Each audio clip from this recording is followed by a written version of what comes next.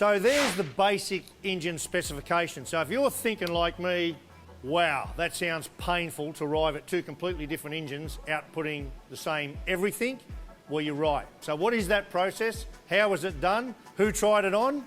We'll go to that in our next instalment. So we've heard about where we've come from, how we landed here.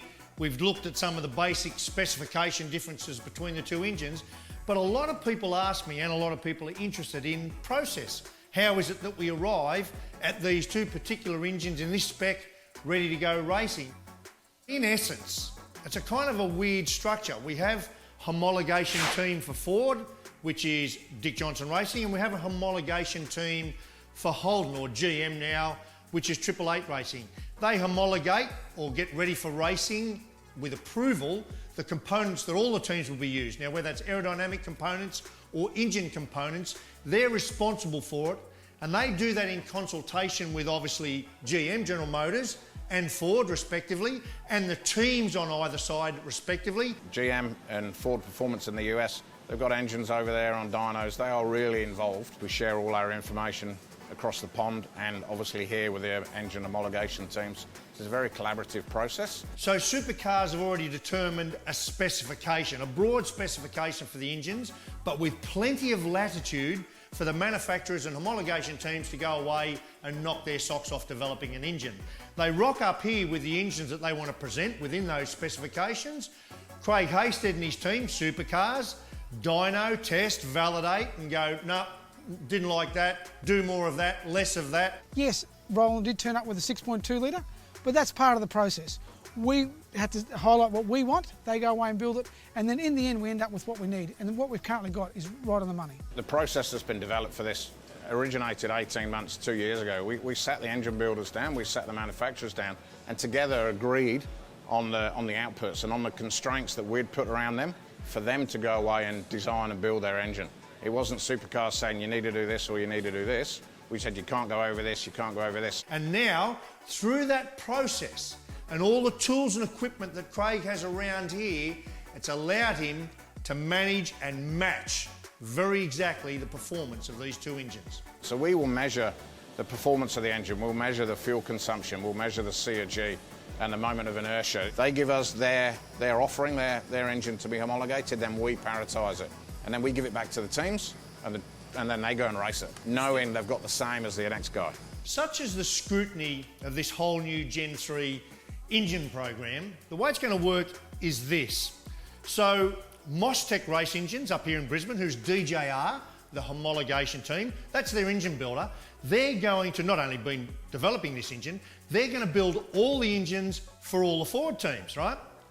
Over here, Kenny McNamara, KRE Race Engines, who are 888, the Holden come GM homologation team's engine builder, are going to build all the GM Camaro engines.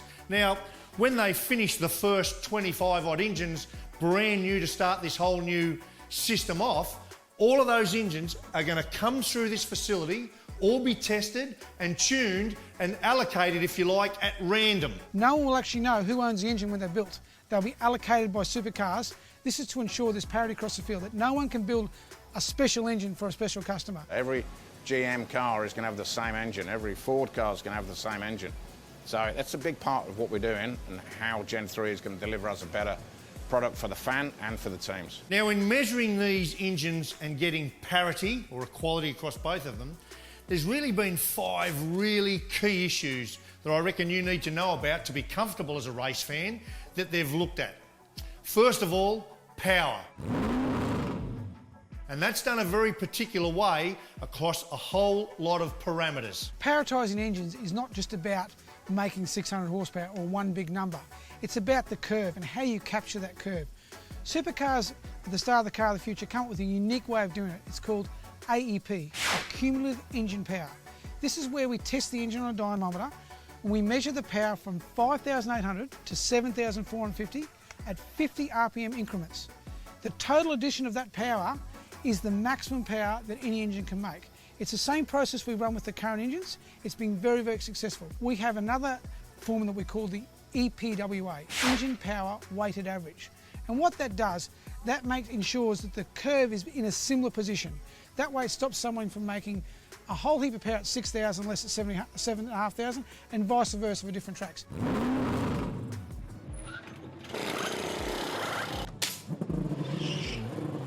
The next one, which is really critical, is fuel usage. We've got less than 6 kilometres to run.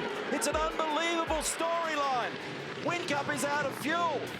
He's really struggling to get this thing home. Just think about it, right? I've showed you before how I say Bathurst, at the end of the race, all day, might be 200 millilitres of fuel in a Coke can is the difference that's allowed you to win or lose. He was just told, use it down the hill. We've got to be able to conserve the fuel down the hill so you can go down to the chase on full speed.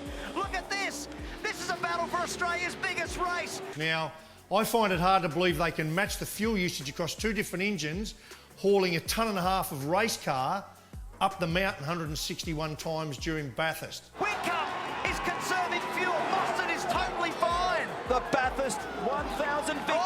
And Mostert tries to go around the outside at McPhillippi. There's no space there. He tries to do it at Skyline. There's no space there either. We don't underestimate how important the fuel usage is in these two cars. He blocks down the inside because he can. He comes away and another whack. And Mostert goes through on the inside. This is huge in Australian motorsport. You've got to remember, if two engines make the same power, you're 3/4 of the way there using the same amount of fuel. The architecture and different engine sizes has created some differences, but we're working on them, and we work closely with both the engine manufacturers here in Australia and in the US. Extraordinary motor race. Something you have never seen before. Winner of the Super Cheap Auto Bathurst 1000. I'm out of breath. It's an unbelievable outcome. Davison fourth, then Whincup. Seriously, out of words. I don't know how to describe what we're seeing here. We're close, and I honestly believe we'll be able to achieve the same fuel efficiency parity we have now, if not better. The third one is the weight of the engine. So whilst these are completely different now, when they're bolted into the supercar chassis, there'll be ballast applied to ensure they weigh exactly the same. But it goes further. Centre of gravity. If one has a higher centre of gravity than the other, that's a competitive advantage. And they're different. Look at them. So that's got 4 cams sitting up at the top of it. It's going to be different. So again, they'll go in this jig, this quirky jig that Craigstead has here. Really good tool that will measure the C of G of the engine. And then finally, the MOI, which is the moment of inertia. Effectively inside these engines, as we know, there's a whole lot of rotating parts, particularly around the crankshaft and the conrods and all that stuff. Now, making the same power is one thing, but the rate of acceleration is another. If this, for example, is lighter than that in its reciprocating or rotating parts, that's an advantage. So all of that will be measured and tuned to make sure the MOI is the same across both vehicles. So the end result of all of that, which I think is a great way to express it, if I'm the chassis, if I'm actually a Gen 3 supercar, whether I've got that bolted in me or that bolted in me, from a COG point of view, which is what it's all about, I'm not going to know the difference. From a rear tyre point of view, feeling the punishment from the drivetrain, the way the engine accelerates, the rear tyre is not going to know the difference. Noise is really important to us. It's something that we've been watching other categories around the world, and some haven't done a real good job of it. So the Gen 3 exhaust noise and engine noise has been a very, very important part of our mandate. It needs to sound like a big V8, a grizzly V8, that's what we want.